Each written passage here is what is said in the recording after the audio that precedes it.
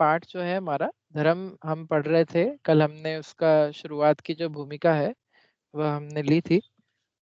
अब उसमें आगे का हम पढ़ना कंटिन्यू करते हैं।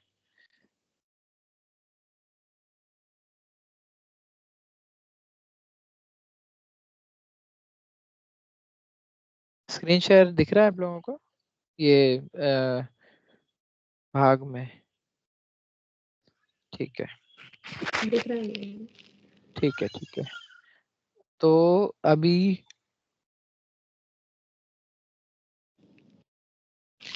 इसमें हमारा सभी जीवों का ये ठीक है, केवली सभी जीवों का धर्म अज्ञानी वाला ये वाला पैराग्राफ हमने पढ़ लिया था ना। चोर की भांति अज्ञानी जीव पराई वस्तु पर अपना अधिकार स्थापित करना चाहता है। ठीक है, तो अब इसके बाद वाला पढ़ते हैं। आ, आप पढ़िए इसको पहले, सुनैना जी, ये वाला जो पैराग्राफ है ये पढ़िए। इसके विपरीत भेद ज्ञानी ईमानदार साहूकर की भांति अपनी वस्तु को भी अपनी मानता है। प्रसंगवश अन्न की वस्तु अपने पास होते हुए भी उसमें अपनत्व नहीं करता। उसे अपने त्रिकाल धर्म का भान है। अतः उसके इस भान को समझ को भी धर्म कहते हैं। यह समझ सम्यक श्रद्धा के साथ ही होती है। ऐसे यथार्थ समझ के फलस्वरूप तत्काल ही राग द्वेष की निवृत्ति होती है। इसे चारित्र कहते हैं। यह सम्यक दर्शन, सम्यक ज्ञान और सम्यक चारित्र की एकता पर्याय रूप धर्म है। ठीक है, बढ़िया। तो अज्ञानी का बताया पहले कि अज्ञानी जीव जो है वह पराई वस्तु जो उसके धर्म नहीं है उनको भी अपना मानता है। ठीक है, अब इसके विपरीत जो है भेद ज्ञानी है, ज्ञानी जीव है ईमानदार साहूकार की भांति अपनी ही वस्तु को अपना मानता है। ठीक है, हम मतलब जो भी अज्ञानी है वो क्या सोचेगा कि शरीर मेरा है, मैं काला हूँ, मैं गोरा हूँ, मेरे पास इतना पैसा है। वो एक्चुअल में मानता है ऐसा, खाली ऐसा नहीं है कि वो बोलता है, वो मानता भी है। और इसके विपरीत जो ज्ञानी है वो ऐसा मानता नहीं है कि ये शरीर मेरा है, भले ही उसको बाहर की क्रियाओं में ऐसा देखा देखा जाए कि नहा रहा है, धो रहा है, खाना पीना कर रहा है, सब हो रहा है वो, लेकिन शरीर से अपने आप को भिन्न मानता है।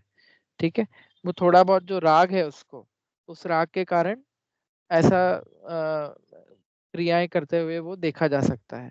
लेकिन अंतरंग में श्रद्धान यही है कि शरीर अलग है, मैं जीव हूँ, मैं अलग हूँ, मेरा कार्य तो बस, मेरा धर्म तो ज्ञान ही है। और शरीर का धर्म है स्पर्श रस गंध वर्ण, मिलना बिछुड़ना है इस पुद्गल शरीर का धर्म तो। ठीक है, और कभी है आज कभी नहीं है, अस्थाई अनित्यता जो है वो इस शरीर का धर्म है। प्रसंगवश अन्य की वस्तु अपने पास होते हुए भी उसमें अपनत्व नहीं करता, ये साहूकार का लक्षण है। कोई ईमानदार व्यक्ति हो, उसके पास कोई भरोसेमंद व्यक्ति उसको अपनी कुछ निधि या कुछ खजाना या कुछ संपदा उसको देके जाए, तो भी वह उसको भली सालों तक रख लेगा, 30 साल 50 साल भी हो गए तो भी वो उसको अपना नहीं मानने लगता। उसके बाद भी यदि वो या उसका कोई बेटा उसको मांगने आए तो उसको दे देगा। यह है ईमानदार साहूकार का लक्षण। तो ऐसे ज्ञानी भी ऐसे ही होते हैं, भले ही शरीर के साथ सालों तक रहते हैं, कोई शरीर में पैदा हुए, उसमें ही बड़े हुए, उसमें ही पूरी उम्र निकल गई, लेकिन शरीर से अपनी आत्मा का भेद विज्ञान करना उनको अच्छे से आता है। ठीक है, उसे अपने त्रिकाल धर्म का भान है। उनका त्रिकाल, उनको पता है कि ये शरीर तो आज है कल नहीं रहेगा, त्रिकाल नहीं रहने वाला, पहले भी नहीं था और फ्यूचर में भी नष्ट हो जाएगा, अभी वर्तमान में है थोड़े दिनों के लिए बस इसका साथ। तो यहाँ पे ऐसा कह रहे हैं कि जो उसकी ऐसी सच्ची समझ है, जो ज्ञानी जीव है उसकी इस प्रकार की जो सच्ची समझ है ना, उसको भी धर्म कहते हैं। पहला धर्म तो है वस्तु का स्वभाव, दूसरा धर्म यहाँ पर ये दूसरी डेफिनेशन आई कि अपने धर्म को ही अपना मानना, यह भी एक धर्म है। ठीक है, मेरा जो है उसको ही मेरा कहना, मेरा मानना, मेरा जानना, वह भी धर्म है। ठीक है? तो पहला तो एक धर्म तो जो है ज्ञान, वो तो ज्ञानी अज्ञानी दोनों में पाया जाता है, क्योंकि ज्ञानी भी है वो भी जीव है, तो उसके अंदर भी ज्ञान तो सदा काल पाया जाएगा। और अज्ञानी और ज्ञानी दोनों, और ज्ञानी जीव तो है ही, ज्ञानी उसके अंदर ज्ञान दोनों में है, सभी जीवों में है। लेकिन यह भान कि यह ज्ञान ही मेरा धर्म है और ये पुद्गल मेरा धर्म नहीं है, पुद्गल की जो भी अवस्था है वह मेरे से अलग है, यह जो समझ है ये सिर्फ ज्ञानी को ही होता है। तो ये वाला धर्म सिर्फ ज्ञानी में ही देखने में मिलेगा। ठीक है? यह समझ सम्यक श्रद्धा के साथ ही होती है। ऐसी यथार्थ समझ के फलस्वरूप तत्काल ही राग द्वेष की निवृत्ति होती है। इसे चारित्र कहते हैं। ये यहाँ पर क्या है कि पहले अभी सम्यक श्रद्धा की बात करी, सही मानना, सही बिलीफ करना। तो वो हमने यहाँ समझ लिया कि जो ज्ञानी है वो ऐसा मानता है कि ये शरीर मेरा नहीं है, संपदा मेरी नहीं है। जैसे भरत चक्रवर्ती का एग्जाम्पल लें यदि, तो भरत चक्रवर्ती 6 खंड के अधिपति थे और उसके बावजूद भी वो सम्यक दृष्टि थे। तो इसका मतलब उनको ये भान था कि ये जो 6 खंड की संपदा है या जो शरीर है या मेरी जो रानियां हैं, ये वास्तव में मेरी नहीं है। ये बस थोड़े काल का संयोग है जो इस अवस्था में मुझे मिला है, लेकिन ना तो ये पहले था और ना ही भविष्य में रहने वाला है ना? और उन लोगों की तो चक्रवर्ती आदि शुरुआत में उनकी आयु भी बहुत लंबी-लंबी होती थी पूर्वों में। 84 लाख पूर्व की आयु थी ना, जो हमारे ऋषभदेव तीर्थंकर थे। बहुत लंबा काल था वो, बहुत लंबा काल होता है। एक एक पूर्व में अ, एक पूर्व में 84 लाख पूर्वांग होते हैं, एक पूर्वांग में 84 लाख वर्ष होते हैं। तो एक पूर्व के अंदर आई थिंक इसको मल्टीप्लाई करो तो बहुत सारे लाखों करोड़ों मतलब वर्ष हो जाएंगे। तो इतना लंबा काल है और पूरे काल में भी शरीर का साथ है, रानियों का साथ है, लेकिन फिर भी उसको अपना नहीं मानते, है ना? तो ये सम्यक श्रद्धा उनको होती है। लेकिन फिर भी भरत चक्रवर्ती युद्ध करते हुए देखे जाएंगे, फिर भी वो दिग्विजय के लिए, छह खंड पर दिग्विजय प्राप्त करने के लिए गए थे। लेकिन ऐसा करते हुए भी उनको ये पता है कि ये मेरा नहीं है। ठीक है? ऐसी यथार्थ समझ के फलस्वरूप तत्काल ही राग द्वेष की निवृत्ति होती है। तो जिस प्रकार का राग द्वेष अज्ञानी को पाया जाता है ना, वैसा राग द्वेष ज्ञानी को नहीं पाया जा सकता, है ना? अनंतानुबंधी जो कषाय है ना, 4 कषाय चौकड़ी में से अनंतानुबंधी कषाय, तो वो सम्यक दृष्टि को नहीं होती। तो अनंतानुबंधी संबंधी जो क्रोधमान माया लोभ है या राग द्वेष है, वह सम्यक ज्ञानी को, सम्यक श्रद्धा वाले को नहीं होंगे। ठीक है? इसे चारित्र कहते हैं। अब यहाँ पर थोड़ा और समझने लायक है ये जो आ रहा है ना विषय। अ, यह सम्यक दर्शन, सम्यक ज्ञान तथा सम्यक चारित्र की एकता पर्याय रूप धर्म है। सबसे बेसिक लेवल का जो धर्म है ना यहाँ पर, जो सिर्फ ज्ञानियों को होता है, वह धर्म सम्यक दर्शन होने पर प्राप्त होता है। जो ज्ञानी जीव है उसको जब सम्यक दर्शन होगा, और ये हमको पता ही है कि सम्यक दर्शन जब भी होता है तो सम्यक ज्ञान और सम्यक चारित्र भी साथ में प्रकट होते हैं, तीनों प्रकट होते हैं, है ना? सम्यक दर्शन, सम्यक ज्ञान, सम्यक चारित्र तीनों एक साथ प्रकट होते हैं। ठीक है? तो यह जो सम्यक दर्शन, ये जो रत्नत्रय है, ये जो प्रकट हुआ, इसकी एकता हुई तीनों तीनों की, तो यह पर्याय रूप धर्म है, यह भी धर्म है। ये जो सेकंड डेफिनेशन है ना धर्म की, वह ये धर्म का बिल्कुल बेसिक रूप है।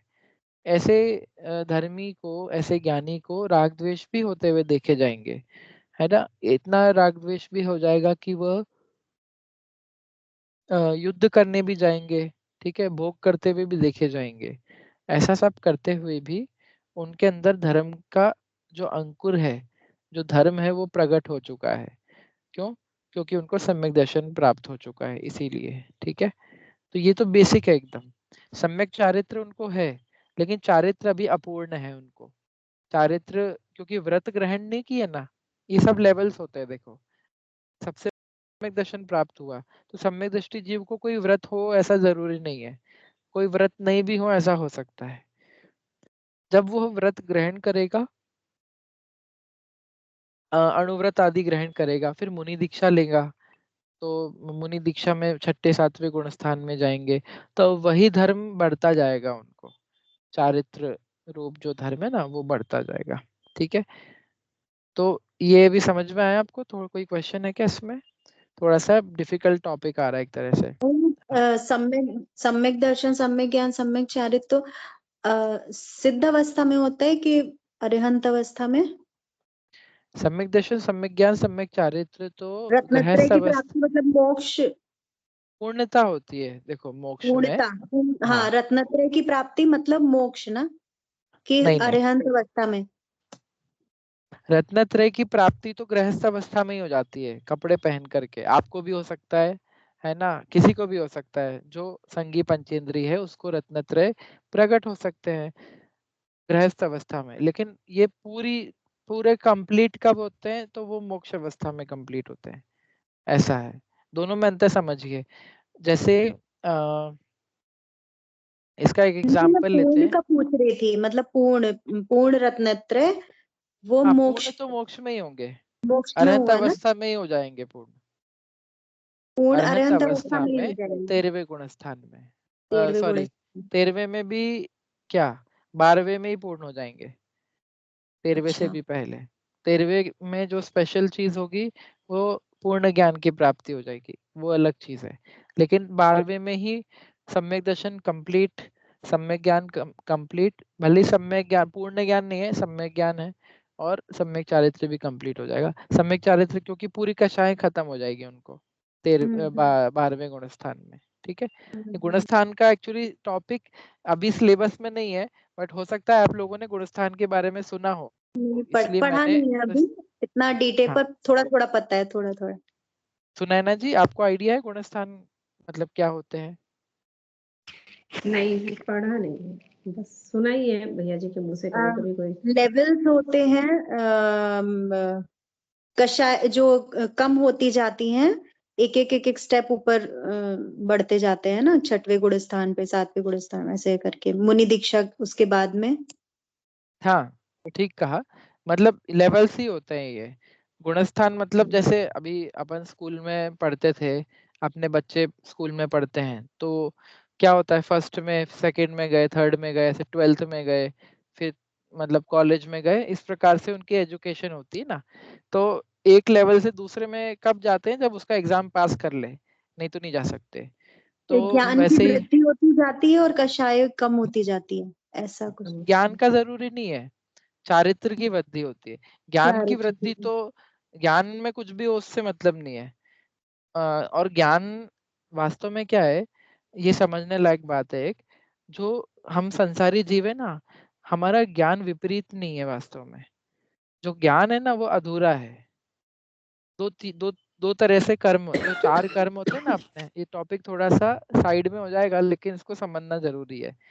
जो चार घाती कर्म होते हैं, टोटल 8 कर्म होते हैं, ठीक है, उसमें से 4 घातीय कर्म होते हैं जो हमारे गुणों का घात करते हैं या घात करने में निमित्त होते हैं। तो वो ज्ञानावर्णी, दर्शनावर्णी, मोहनीय और अंतराय, ये 4 कर्म होते हैं। ठीक है, तो इसमें मोहनीय को एक हटा दो, मोहनीय को अलग करो, और ज्ञानावर्णी, दर्शनावर्णी और अंतराय की यदि बात करें ना, तो ये कर्म जो जीव के गुण है ना, तो ज्ञानावर्णी जो है वो ज्ञान गुण का घात करता है, दर्शनावर्णी दर्शन गुण का घात करता है। अभी मैं यहाँ बोल रहा हूँ घात करता है, उसका ये मत समझना कि वो कर्म आकर के कर देता है, वो निमित्त होता है। उस कर्म का उदय ज्ञान के घात होने में निमित्त होता है ना। ठीक है, ऐसा नहीं है कि कर्म जबरदस्ती, नहीं तो कर्म जाकर के सिद्ध भगवान को भी वापस से ज्ञान में आवरण डाल दे, ऐसा नहीं हो सकता। संसारी जीव को ही ये कर्म होते हैं, और उसके रिलेटेड जो ज्ञान की पर्याय है, वो संसारी को ही होती है। तो घात करते हैं इसका मतलब क्या है कि ज्ञान जो है ना, हमारा जो वास्तविक ज्ञान है वो तो केवल ज्ञान के लेवल का है। मतलब केवल ज्ञान जितना जानता है उतना पूरा ज्ञान हमको होना चाहिए आइडियली, है ना, ऐसा हमारा स्वभाव है। लेकिन ज्ञानावरणी कर्म के कारण वो ज्ञान उतना नहीं होता, वो ज्ञान कम हो जाता है। तो हमारा ज्ञान कितना है कि जितना हम जानते हैं, जैसे जो भी शैवशम जितना भी है हमारा, जितने पदार्थों को हम जान रहे हैं, उसमें भी सब संसारी जीवों में कम ज्यादा होता रहता है। ठीक है। तो इसका एक एग्जाम्पल आता है मुक्ष्मर प्रकाशक जी में, जो पंडित टोडरमल जी देते हैं। तो जैसे सूर्य होता है ना, सूर्य सूर्य का प्रकाश है, और सूर्य का प्रकाश तो है केवल ज्ञान जैसे, लेकिन उसके सामने आ जाते हैं बादल। तो बादल के आने से प्रकाश कम हो जाता है थोड़ा। ठीक है। लेकिन जो प्रकाश यहाँ पर आ रहा है धरती पर, जो भी किरणें आ रही हैं, वो सूर्य की प्योर किरणें हैं। जो सूर्य की किरण थी वही है प्योर, उसमें कुछ मलिनता या कुछ विपरीतता नहीं आई है। जैसी सूर्य की किरण है वैसे ही है वो। लेकिन कुछ किरणें हैं जो बादलों के कारण यहाँ नहीं आ पा रही। तो समझ लो कि सूर्य की इंटेंसिटी थी 100, 100 की पावर थी सूर्य में, लेकिन पृथ्वी पर हमको सिर्फ 20 की पावर मिल रही है, क्योंकि बादल बीच में आ गए। तो वो 80 की पावर उन्होंने हटा दी, खत्म कर दी। ठीक है। तो इस तरह से क्या काम करता है ज्ञानावर्णी, दर्शनावर्णी और अंतराय, वो इस तरह से काम करते हैं। जो फुल पावर है उसको कम कर देते हैं। ठीक है। तो जितनी जो बची है ना, वो मूल, वो शुद्ध ज्ञान की पर्यायी है जो बची हुई है। जो हमको ज्ञान प्रकट हो रहा है ना अभी, वो शुद्ध ज्ञान की पर्याय है। उसमें कुछ विपरीतता या मलिनता नहीं है। ठीक है। अब जो तीसरा कर, जो मोहनीय कर्म है, उस पे आते हैं। तो मोहनीय कर्म अलग तरीके से काम करता है। वह विपरीतता प्रकट कर देता है, मलिनता, वो कचरा ऐड कर देता है, समझ लो। जैसे अम, एक सेकेंड।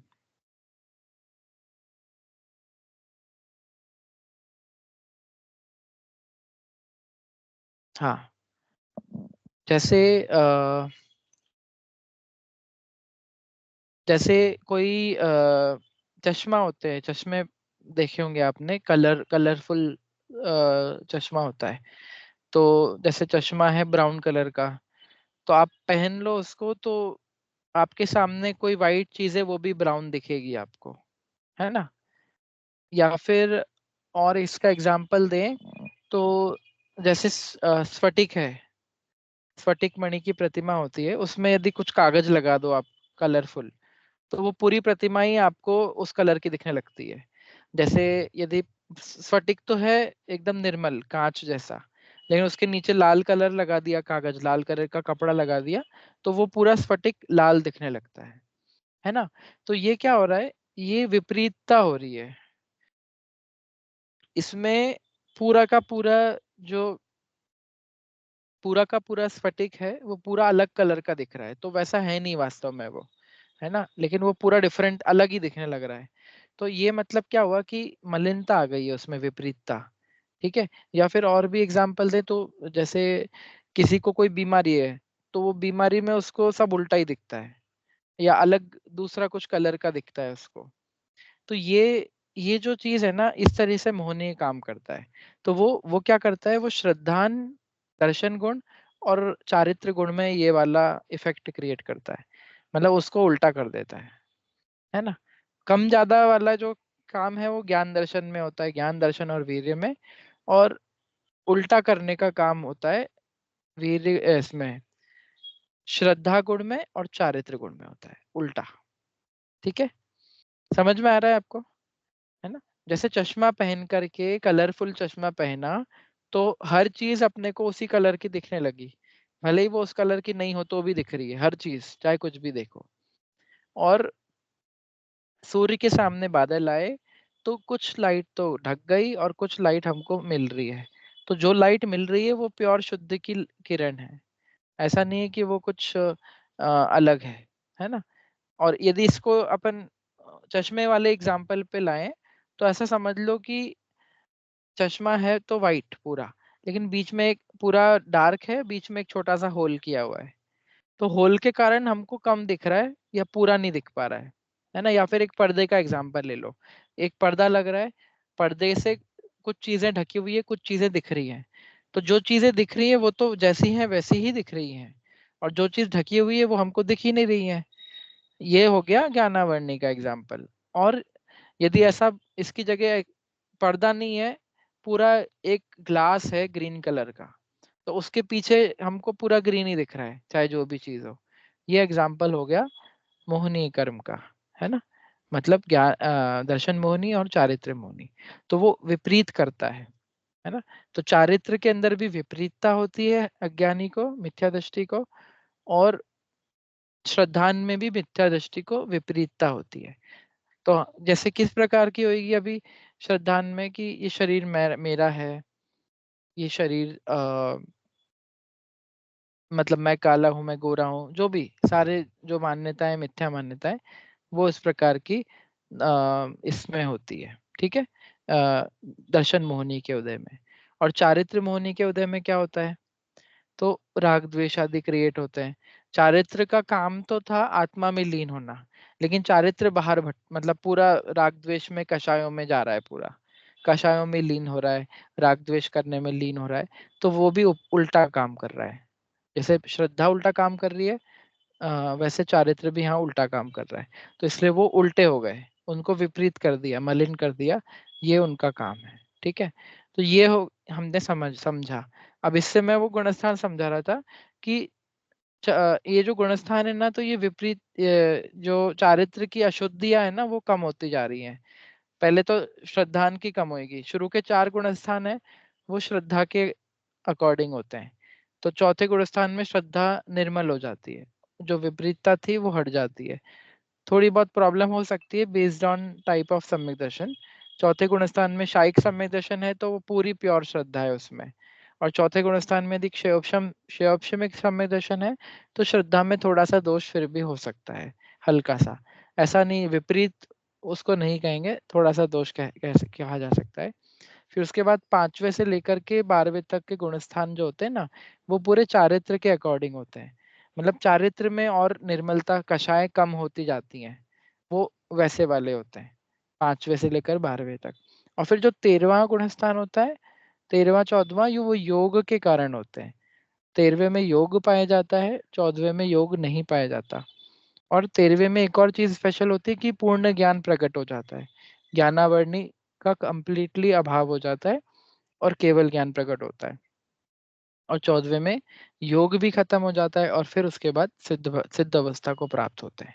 ठीक है, तो ये गुणस्थान जो है ना, मैक्सिमम वो श्रद्धा। योग क्या है? योग योग मतलब होता है आत्मा के प्रदेशों का कंपन। योग ऐसी प्रोसेस है जिसके कारण कर्म आत्मा में अट्रैक्ट होते हैं। पहली बात, आश्रव आश्रव होता है कर्मों का। 7 तत्व पढ़े ना अपन ने, आप लोगों ने 7 तत्व पढ़े, तो उसमें आश्रव नाम का एक तत्व होता है। तो वो आश्रव जो होता है ना, वो योग के कारण होता है। हाँ, कर्मों का आना, आश्रम। हाँ, कर्मों का आना। तो क्या होता है, जो मैं आत्मा हूँ, इस शरीर के अंदर आत्मा है ना, मैं जो हूँ आत्मा, तो ऐसे प्रदेश जो है ना, आत्मा जो है वो ऐसे घूम रहे हैं उसके प्रदेश। यहाँ जो प्रदेश थे वो नीचे चले जाएंगे, नीचे के ऊपर आ जाएंगे, ऐसे घूमते रहते हैं, स्थिर नहीं रहते, एक ही जगह पर है पर घूमते रहेंगे। उसको बोलते हैं प्रदेशों का कंपन, उसको बोलते हैं योग। और इस योग के कारण कर्म आत्मा में अट्रैक्ट होते हैं। ठीक है, इससे सिर्फ अट्रैक्ट होते हैं, चिपकते नहीं है। चिपकने के लिए दूसरी चीज चाहिए, वो होती है कषाय। ठीक है, 2 चीजों से कर्म, तो आश्रव तो हो गया योग से, अब बंद कैसे होगा, वो कषाय से बंद होगा। जब कषाय मैं करूंगा तो वो कर्म आकर के चिपक रुक जाएंगे फिर आत्मा के साथ, फिर उसका बाद में फल देंगे। इसीलिए 13वें गुणस्थान में एक बहुत ही स्पेशल प्रोसेस होती है जिसको बोलते हैं ईर्यापत आश्रव। मैंने अभी बोला ना कि 13वें गुणस्थान में योग पाया जाता है।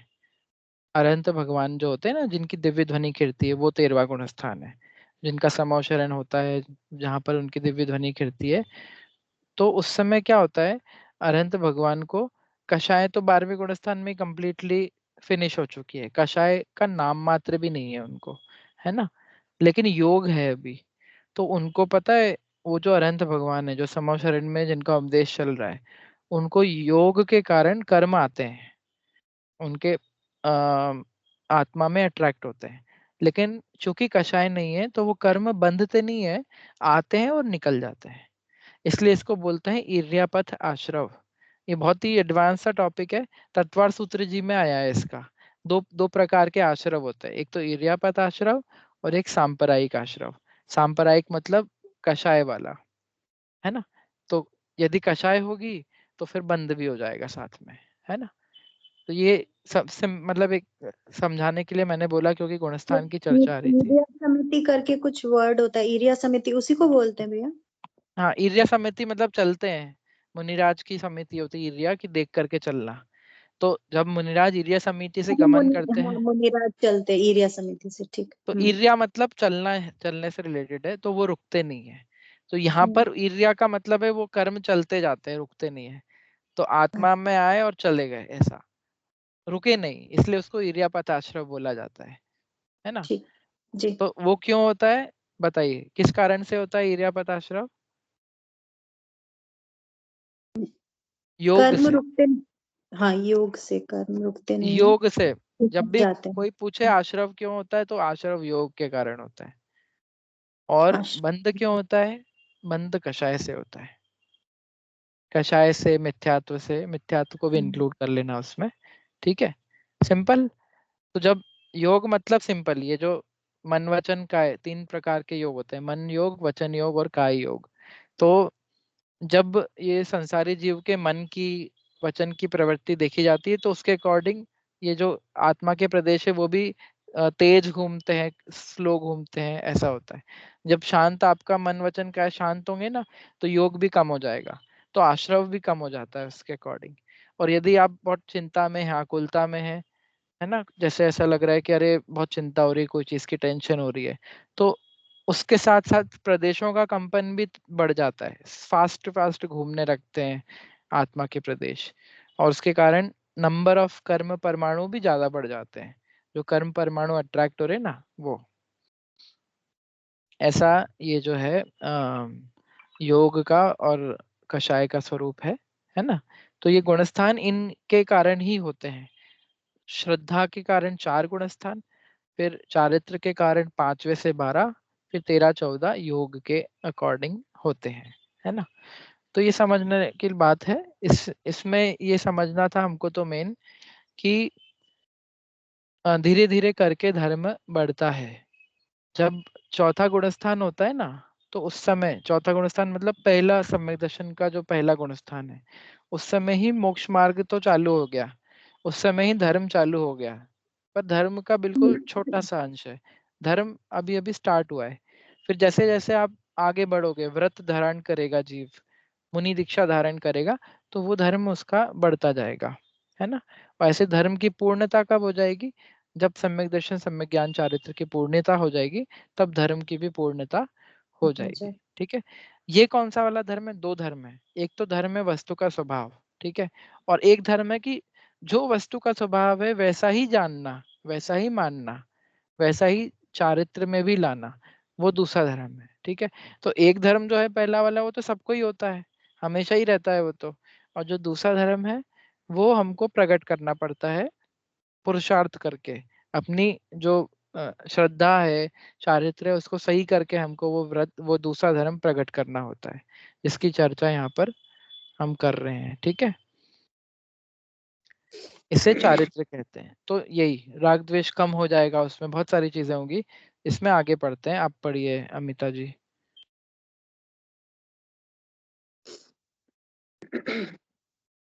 समंत भद्राचार्य देव यहाँ से। समंत भद्राचार्य देव रत्नकर्ण श्रावकाचार में धर्म की यही परिभाषा लिखते हैं। सद सदृष्टि ज्ञान वृत्तानि धर्मम धर्मेश्वरा विदुः यदि यह प्रत्यनीकानि भवन्ति भवपद्यति। मोक्ष की प्राप्ति का भी यही उपाय है। ऐसी बात भी इस पद से फलित होती है। स्वयं को आत्मा जानने, मानने और उसी में रमने के फल स्वरूप यह धर्मात्मा पर्याय में भी स्वयं को धर्मात्मा नाम पाता है। यह वह लोक प्रशंसा का पात्र बनता है। ऐसा धर्मात्मा ही धर्म के प्रचार प्रसार का स्रोत बनता है। बस, हाँ ठीक है, इतना ही अभी। तो यहाँ पर रत्नकरण शावकाचार्य एक ग्रंथ है जो आचार्य समंत भद्रदेव ने लिखा है। तो उसका एक यहाँ श्लोक जो है 30 नंबर का, वो यहाँ पे लिखा है, सदृष्टि ज्ञान वृत्तानि धर्मम धर्मेश्वरा विदु यदि ये प्रत्यनीकानि भवंती भव पद्धति। तो इसमें ऐसा लिखा है कि सद दृष्टि ज्ञान वृत्तानि, तो इसमें 3 शब्द आते हैं। पहला शब्द तो है, 4 शब्द आते हैं, सॉरी। पहला शब्द है सद, सद मतलब सच्चा। फिर उसके बाद आता है, ज्ञान चारित्र। हाँ, दृष्टि मतलब होता है दर्शन, मतलब श्रद्धान। फिर ज्ञान, ज्ञान मतलब ज्ञान। और वृत्तानि, वृत्तानि मतलब वृत्ति, मतलब चारित्र। तो सच्ची दृष्टि, सच्चा ज्ञान और सच्चा चारित्र धर्म है, ऐसा किसने कहा है? धर्मेश्वर, जो धर्म के ईश्वर है, मतलब भगवान है, अनंत भगवान, उन्होंने ऐसा कहा है। विदुह मतलब कहा है ऐसा उन्होंने, है ना। यदि यदि प्रत्य प्रति अनेकानि भवंती भव पद्धति, इसका मैं एक बार सेकंड लाइन का और अर्थ में मेरे को अभी से ध्यान में नहीं आ रहा है, तो इसको और मैं पूछ के बताऊंगा, देख करके बता दूंगा। ये श्रावकाचार्य जी आप ओपन करके भी देख सकते हैं, उसमें इजीली मिल जाएगा। लेकिन पहली लाइन मेन है यहाँ पे कि जो सम्यक दर्शन, सम्यक ज्ञान, सम्यक चारित्र है, उसी को धर्म कहा है। किसने? धर्मेश्वर मतलब अनंत भगवान ने। ठीक है। मोक्ष की प्राप्ति का भी यही उपाय है। मतलब जो धर्म है, धर्म प्राप्त करना ही वही मोक्ष की प्राप्ति का उपाय है। ठीक है।